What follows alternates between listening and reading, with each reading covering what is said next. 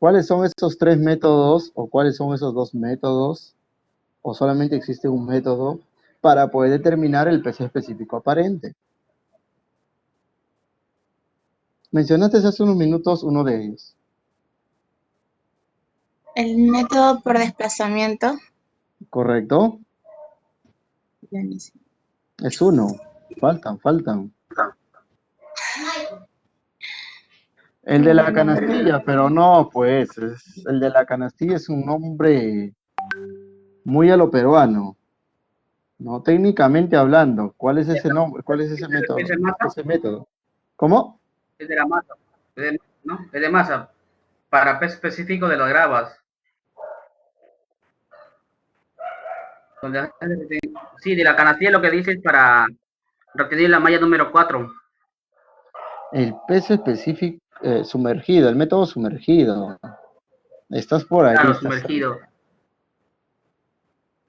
Seco, simplemente seco, sumergido y seco. Es Ya, lo que a toma la ver. canastilla. Existen dos métodos para poder determinar, ¿sí?, el peso específico aparente. El primero que comentó Andrea es el método por desplazamiento. El método por desplazamiento es el método que se utiliza y que es el más usado en campo, ¿sí? El otro método de laboratorio es el método por el peso hidrostático. Y cuando hablamos por el peso hidrostático, hablamos del peso sumergido, ¿sí? El peso en la canastilla, también conocido con ese nombre, ¿no? Pero es un nombre pues muy de términos generales, hablemos de términos más técnicos, pesos hidrostáticos, ¿sí? Todo peso Hidrostático, hidrostático es la es canastilla.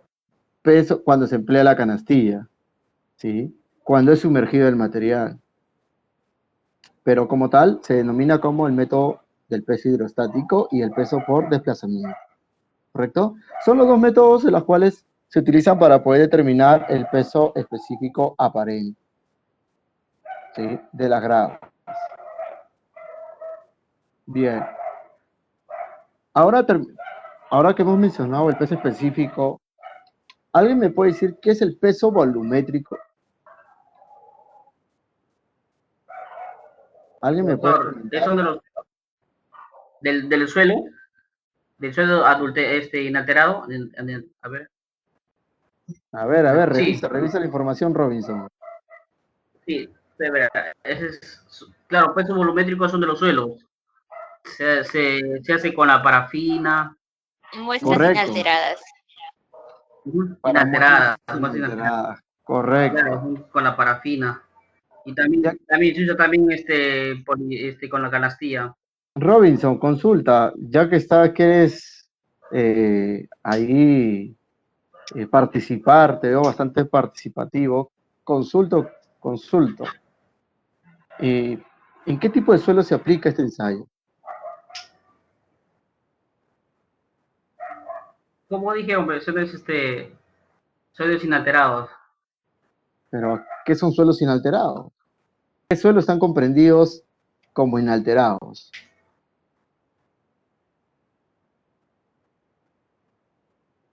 Que tiene bastante humedad. Bastante humedad. Yo puedo tener una grava saturada y puede tener bastante No, humedad. pero el suelo me estás hablando. Y la grava es un suelo, ¿ah? Ojo. ¿Suelos cohesivos? Suelos cohesivos, correcto. ¿Y qué suelos, y digamos, qué suelos están comprendidos en este término como cohesivos? ¿O qué suelos presentan cohesión? El limo y arcilla. Correcto. ¿Limo? Así es. Este ensayo, ¿sí?, está direccionado para aquellos suelos cohesivos, ¿sí? Y los suelos cohesivos están comprendidos entre los limos y arcillas. Cabe mencionar que existen poca presencia de arena o de gravas en aquellas muestras, ¿sí? Lo que predomina siempre va a ser el limo y la arcilla. Estos materiales normalmente son materiales inalterados, porque su forma, su compactación, los vacíos que están comprendidos en este material, ¿sí?, son de acuerdo a la naturaleza de las cuales han sido formados. No es que haya sido pues manipulado o preparado por la mano del hombre, si no hay una preparación previa. Ahora, ¿qué encontramos o cuál es el objetivo de determinar el peso volumétrico? Por eso preguntaba inicialmente, ¿cuál es la diferencia entre el peso volumétrico y el peso específico o la gravedad específica? ¿Alguien me puede definir esos tres términos? La diferencia. Porque si me dijeran que no, profesor, es lo mismo, entonces, ¿por qué existen tres nombres diferentes?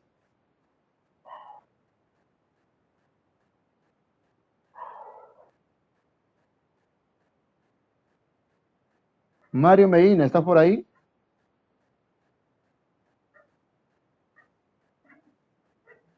Mario, ¿me escuchas? ¿Llegaste a tu casa? ¿Estás manejando? perdón. Consulta, Mario, ¿me podrías definir cuál es la diferencia entre el peso específico, gravedad específica y peso volumétrico?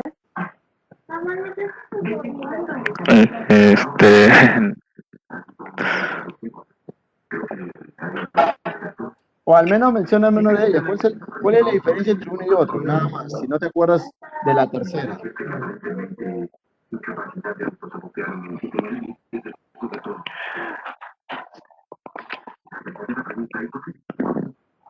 No, profesor, no recuerdo. Kaylee, ¿estás por ahí? Sí, profesor. ¿Qué tal, Kaylee? Kaylee, ¿tú me podrías definir cuál es la diferencia entre estos tres pesos específicos, peso específico, gravedad específica y el peso volumétrico? A ver, la gravedad específica se hace lo que es pasante la número 4 y se utiliza la muestra seca, ¿no? Y lo que es la gravedad específica se hace con las muestras inalteradas, utilizando lo que es la parafina y todo, como viene la humedad.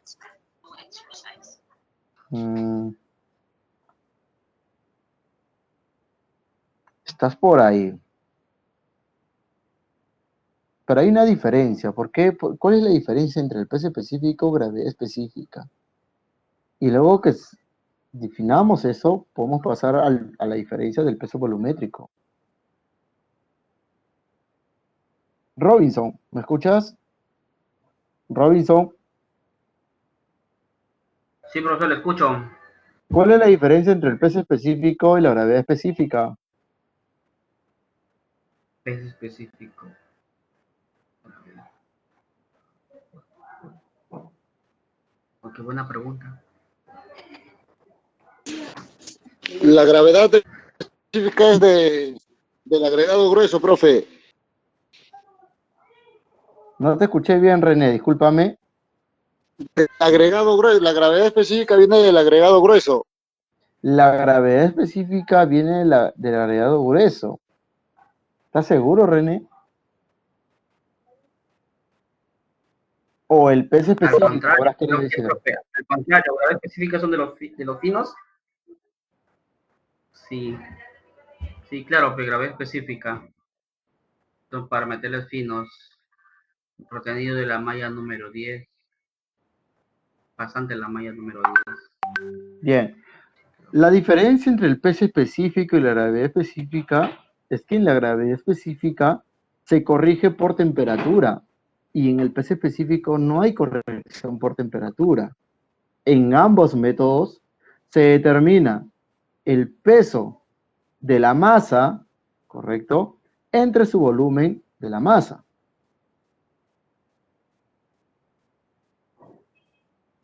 ¿Correcto? Esa es la diferencia entre el peso específico y la gravedad específica. La gravedad específica se corrige por temperatura y el peso específico aparente no. Ahora, la diferencia entre el peso específico y gravedad específica con respecto al peso volumétrico es que en el peso volumétrico tú determinas el peso de una masa total, incluido agua, sólidos y vacíos, entre el volumen total, que incluye el agua, los vacíos y los sólidos. En el caso de la gravedad específica, no consideras ni el vacío ni el agua. En el caso del peso específico aparente, tampoco consideras eso. Es por eso, ¿sí?, que el peso volumétrico siempre va a ser menor que la gravedad específica o el peso específico. Normalmente el peso específico y la gravedad específica están por encima de 2 y menores de 3, pero el peso volumétrico puede alzar hasta 1.2 y llegar hasta 2. Va a depender del tamaño de las partículas. ¿Correcto? ¿Sí? ¿Quedó claro un poco claro la idea de la diferencia entre uno y otro? Más o menos, profe. ¿Cómo dijo de que el peso específico y la gravedad específica era menor a 3 o menor a 3, ¿no? Los valores normales, casi usuales de estos ensayos es que el peso específico, tanto como la gravedad específica, están siempre por encima de 2 y menores de 3. ¿Sí? Si queremos ser más exactos, te podría decir que la gravedad específica y el peso específico siempre van a estar por encima de 2,1 y van a estar por debajo, ¿sí?, de 2,85. Podríamos decir que siempre van a estar en estos rangos. ¿Pero de qué va a depender? Va a depender del tamaño de las partículas. Va a depender del origen de cada material. ¿Sí? Vuelvo a repetir, siempre existe una diferencia entre el peso específico y gravedad específica. La pregunta siempre es, ¿cuál es más exacto entre el peso específico y la gravedad específica? ¿Cuál creen ustedes? ¿El que se corrige por temperatura o el que no se va a corregir por temperatura? ¿Puede repetir la pregunta? El que no se corrige por la temperatura. Siempre nos preguntamos, o siempre suelo escuchar eso, ¿no? ¿Cuál es el más exacto? ¿Cuál es el valor más exacto? ¿Un peso específico o una gravedad específica? La gravedad específica. La gravedad específica. ¿Y por qué la gravedad específica? Porque se corrige la temperatura. Porque se corrige por su temperatura, correcto. Al corregirse por su temperatura, el resultado, el valor es mucho más exacto, ¿correcto? Es por eso que la gravedad específica se puede reportar con 3 decimales, pero en el peso específico no. El peso específico solamente se reporta con 2 decimales. ¿Sí? Ustedes se preguntan entonces, ¿por qué la diferencia? Ya lo saben. Cuando alguien les consulte, ¿por qué reportas con 2 decimales el peso específico y por qué reportas con 3 decimales la gravedad específica? Es porque uno es más exacto que el otro. ¿Y por qué es más exacto? Porque se corrige por su temperatura. ¿Correcto?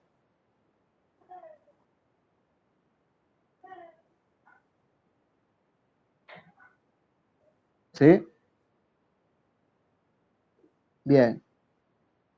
Ahora, después del peso volumétrico, que vamos a ver también en laboratorio, después de este ensayo, ¿sí?, ¿qué otro ensayo más nos falta como ensayo estándar de laboratorio? ¿Recuerda?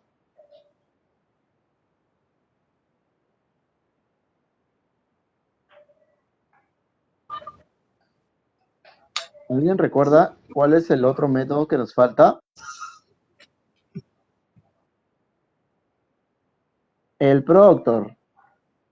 Y ya que hablaste, Joel, el Proctor estándar, el Proctor modificado, correcto. ¿Cuál es la diferencia entre uno y otro?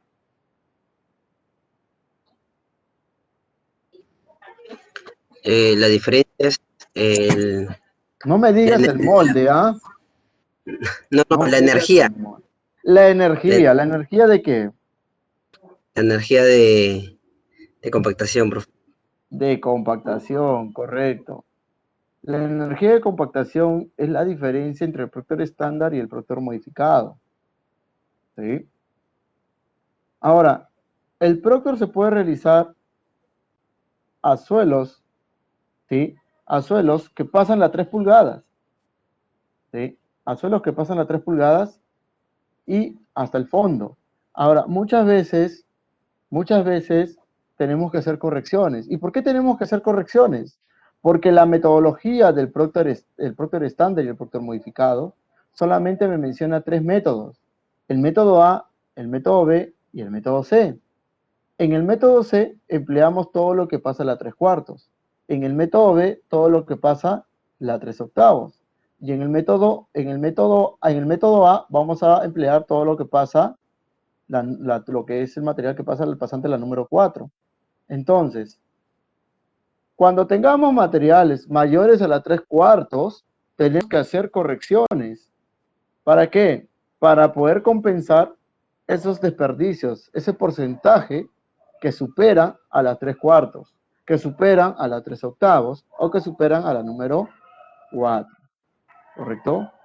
Ahora, ¿cómo sé y cómo me doy cuenta que tengo que hacer un método o otro método? ¿Cómo sé qué método emplear? ¿Qué es lo primero que tengo que hacer? ¿Recuerda? Verde prendido. ¿Recuerdan cuál es el primer paso a realizar para poder empezar mi Proctor estándar o modificado? Tendría que hacer primero la granometría, a ver el porcentaje en la 3/4, 3/8. Correcto, John. Así es. Lo primero que tenemos que hacer es una granulometría, ¿sí? Es una granulometría por tamizado. ¿Para qué? Para poder saber los porcentajes que retienen en la 3/4, en la 3/8 y en la número 4. De acuerdo a estos porcentajes, vamos a poder definir, ¿sí?, cuál es el método que aplica para el material. ¿Y cuál es el objetivo del Proctor estándar y el Proctor modificado? ¿Qué obtenemos? Obtenemos 2 valores. ¿Alguien recuerda cuáles son esos 2 valores? ¿Alguien recuerda cuáles son esos 2 valores?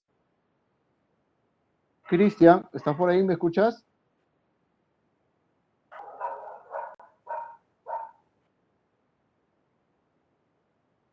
Correcto, Miguel. Pero a ver, pues, antes de ponerme la nomenclatura, mejor escríbelo, ¿sí? Y si puedes prender tu audio sería mucho mejor. Mario Medina, la máxima densidad seca y el óptimo contenido de humedad. Correcto. Esos son los 2 valores que vamos a obtener siempre y es lo que nosotros, el objetivo realmente es eso, determinar estos 2 valores, para que con estos 2 valores podamos luego, posteriormente, hacer la corrección y poder calcular el grado de compactación de un suelo en campo. ¿Correcto? Consulta. Davis, ¿está por ahí?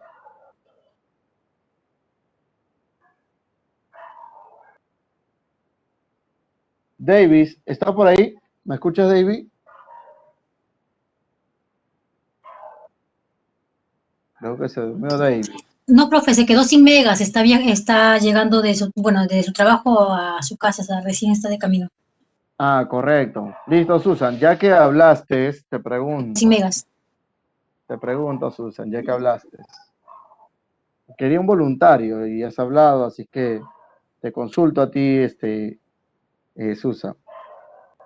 Nosotros cuando determinamos la máxima densidad seca y el óptimo contenido de humedad, y vamos a campo, vamos a determinar también la densidad natural del terreno. Y con esto vamos a poder determinar el grado de compactación. Según norma, para una subrasante, ¿cuánto es el grado de compactación como mínimo? Profe, 95%. 95%, estás atenta, has escrito bien, has apuntado, estás apuntando. Muy bien, muy bien. Joel, 95, excelente, Joel. Bien, señores, hacemos una parada, hacemos un break. Ya nos exhibimos de las 8:15, ¿sí? Son 30 minutos, nos vamos hasta las 9:30, ¿ya?